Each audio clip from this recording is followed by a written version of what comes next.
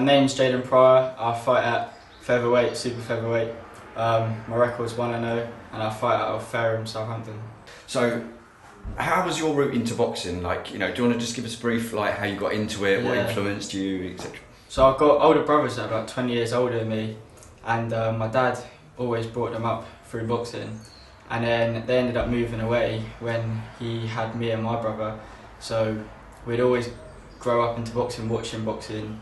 My brothers would bring the pads down, take us on the pads when we were 3-4 years old. So when we got to 8 or 9, when we could get down the club, my dad took us down, and ever since then I've just been boxing. So what was your earliest memory of boxing? Probably being like 4 years old, just on the pads, like my brothers on their knees on the pads in the house. And then earliest memory down the gym was our first session. My dad bought us some boots and some wraps to go down the local gym for the first session, and then walking into the gym and everyone's skipping. And you just took to it like that towards? Yeah, just never stopped since, yeah. Your amateur career then, so can you remember roughly what age you were when you had your first amateur fight? I think I was about 10 when I had my first amateur. Do you remember it? Yeah, it was tough. Did you remember like the build up to it? Was it sort of nerves or excitement to it? Or? I was just excited. I remember the first thing I said when I came out was, when's the next one? Like, I was just gassed because I played football at the same time, and I came out thinking this is so much better than football. Like, you get a better like buzz and drive than football, and it's a lot harder. Yeah, because adrenaline must like.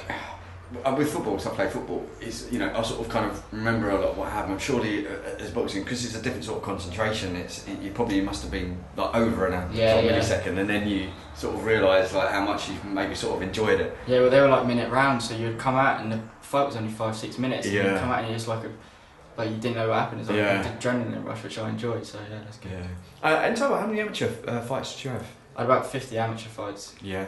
Do you know your record off by heart? I don't know off by heart, but yeah, I had about 50, 130 I think. Yeah. And have you boxed anyone of sort of like that's now like in the professional ranks? Yeah, I've boxed a few that have turned pro now, like Giorgio Vasoli, Frank Wood, Tom Welland, Lloyd Fountain, another local one. So a few that everyone's turning pro now anyway. So Yeah.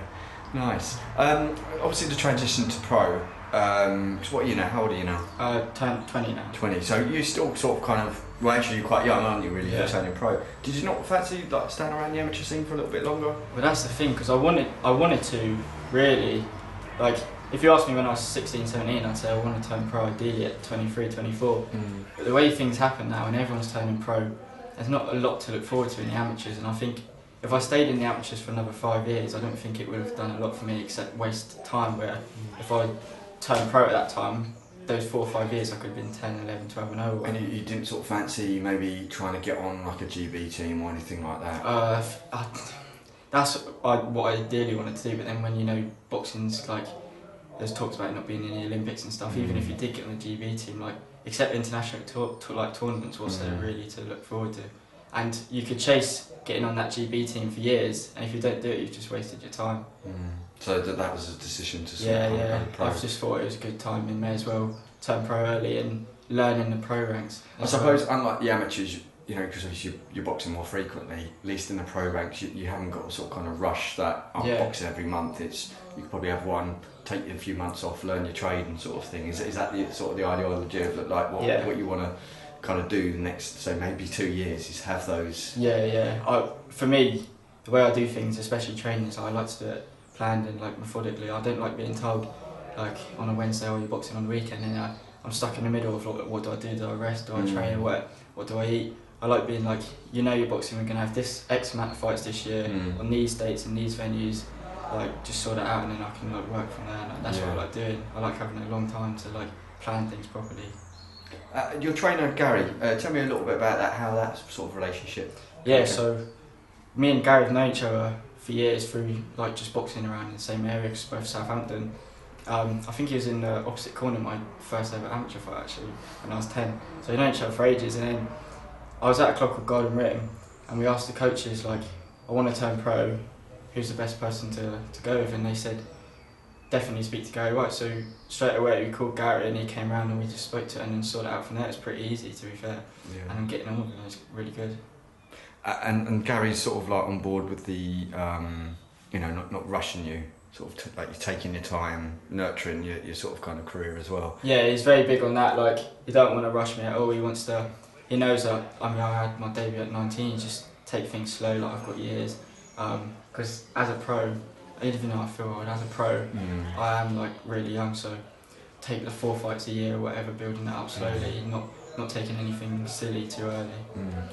Where do you think your weight, or you'll end up like weight-wise? Say, you know, when you're sort of in I'd say the prime of sort of your career, or when you're in that sort of stage to like, fighting titles. Where do you think your weight will be?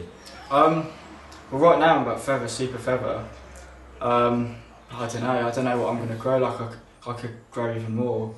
Fight at lightweight, super lightweight, but then for a day before weighing, you see these lightweights walking around 70 odd kilos now. So for a day before weighing, I could even fight at like bantamweight, really, because I could make feather same date weighing. So if anything, I'll probably just drop it. So bantamweight, featherweight, super featherweight, lightweight, anywhere. There's a lot of weights in that area, so I don't mind either. And the lower weights is what, like 5 pounds sort of kind of in it, isn't it? Really? Yeah, so that's what I mean. You can just change like that. Fighting on 22nd in Aldershot with a lot of your teammates. So that's obviously going to be quite nice having a lot of like your gym mates as well. Do you know who you're fighting yet? Yeah, I forgot his name. Singh from India. Okay. He's had 5, lost 1. Okay. So you sort of got an idea of like who you're fighting. Sort of, it must be nice. I know it's still like the journeyman stage, but it must be quite nice just sort of trying to examine your opponent and know what you're working with, isn't it? I try not to do too much because obviously I trust Gary's decision of who he's picking, and he's obviously watched all the videos and knows that it's the right decision for me. Yeah. So if he's done all the research and thinks it's a good choice, then I don't really have to stress too much. But I have seen a few clips. I can't like. Yeah. If I get told the name, I have to like. Go it must be like one of those things. Oh, let me check him out, sort of kind of thing as well. In regards to sort of your walkout music, you know what you're gonna have when you walk out? My first one was Superstar by Luke Fiasco. Yeah. But I don't know, I might have it again, but I'm thinking I might change it. I don't know if to keep it for every fight or change it for every fight. I've got to decide. I'll probably decide on the day, to be fair. But yeah, it might be Superstar by Luke Fiasco. I think it's nice when sort of boxers keep the same that's what I like, song throughout, because then people sort of kind of get recognised. Relate that song to it. Yeah. But then a few MMA fighters have used it now, so everyone relates the song to them, so I'm thinking, it's not that original now. Yeah. There's been many a debate of like, do you keep it or do you change it? Like, different sort of fighters have got their own opinions and stuff, but no, that's cool. So people can follow you on Instagram. Do you want to give it a bit of a shout out, and I'll put the link in for you? Everything, TikTok, Instagram's just Jadon Pryor, JADON PRIOR. It's on everything. And great for tickets, they can hook you up for tickets on Instagram. Awesome, great talking to you, and hopefully we'll see you on the show and film your fight and get a little post-fight interview as well. Perfect, thank you. Nice Cheers. one.